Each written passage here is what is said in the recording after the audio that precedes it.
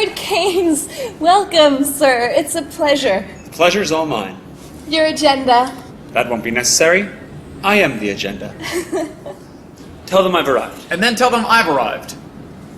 And your name is? Hayek?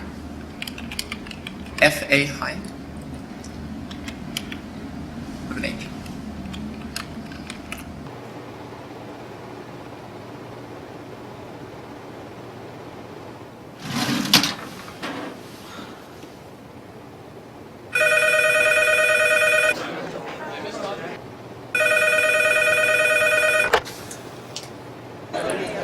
Freddie.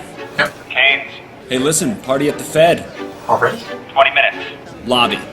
John Maynard Keynes. F.A. Hayek. Yeah, we're opposed. We oppose each other philosophically. In the same studio. We've been going back and forth for a century. I want to steer markets. I want them set free. There's a boom and bust cycle and good reason to fear it. Play low interest rates. It's the animal spirits. John Maynard Keynes wrote the book on modern macro. The man you need when the economy's off track. Depression, recession, now your question's in session. Have a seat and I'll school you in one simple lesson. Boom, 1929, the big crash. We didn't bounce back, economy's in the trash. Persistent unemployment, the result of sticky wages. Waiting for recovery, that's outrageous. I had a real plan, any fool can understand. The advice real simple, boost aggregate demand. C-I-G, altogether gets to Y. Keep that total growing, watch the economy fly. We've been going back and forth for a century. I want to steer markets. I want them set free. There's a boom and bust cycle and good reason to fear it. Play low interest rates. It's the animal spirit. You see, it's all about spending. Hear the register cha-ching. Circular flow, the dough is everything. So if that flow is getting low, doesn't matter the reason. We need more government spending. Now it's stimulus season, so forget about saving. Get it straight out of your head. Like I said, in the long run, we're all dead. Savings is destruction, that's the paradox of thrift. Don't keep money in your pocket or that growth will never lift. Because business is driven by the animal spirits, the bull and the bear. And there's reasons to fear its effects on capital investment, income, and growth. That's why the state should fill the gap with stimulus, both the monetary and the fiscal. They're equally correct. Public works, digging ditches, war has the same effect. Even a broken window helps the glass man have some wealth. The multiplier driving higher the economy's health. And if the central bank's interest rate policy tanks, a liquidity trap, that new money stuck in the banks. Deficits could be the cure you've been looking for. Let the spending soar now that you know the score. My general theories made quite an impression. Revolution. I transformed the econ profession. You know me, modesty, still I'm taking a bow. So say it loud and say it proud, we're all Keynesians now. We've been going back and forth for a century. I want to steer markets. I want them set free. There's a boom and bust cycle and good reason to fear it. I made my case, Freddie H. Listen up, can you hear it? I'll begin in broad strokes, just like my friend Keynes. His theory conceals the mechanics to change. That simple equation, too much aggregation, ignores human action and motivation. Yet it continues as a justification for bailouts, payoffs by poles with machinations. You provide them with cover to sell us a free lunch. Then all that we're left with is debt and a bunch.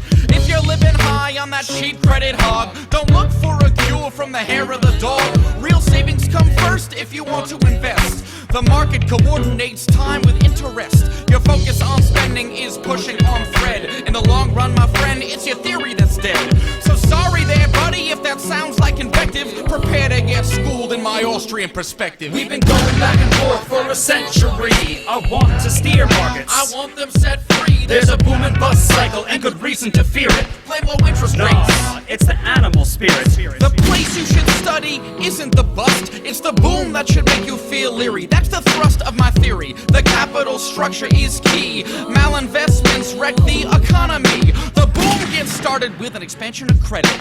The Fed sets rates low. Are you starting to get it? That new money is confused for real loanable funds, but it's just inflation that's driving the ones who invest in new projects like housing construction. The boom plants the seeds for its future destruction. The savings aren't real, consumption's up too, and the grasping for resources reveals there's too few. So the boom turns to bust as the interest rates rise. Where the cost of production price signals relies. The boom was a binge, that's a matter of fact. Now it's devalued capital that makes up the slack.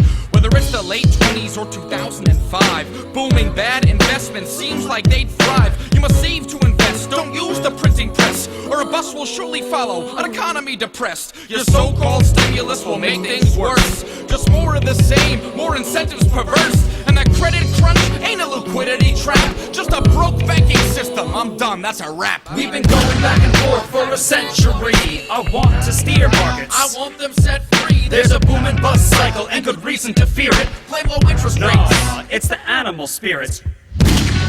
The ideas of economists and political philosophers, both when they are right and when they are wrong, are more powerful than is commonly understood. Indeed, the world is ruled by little else.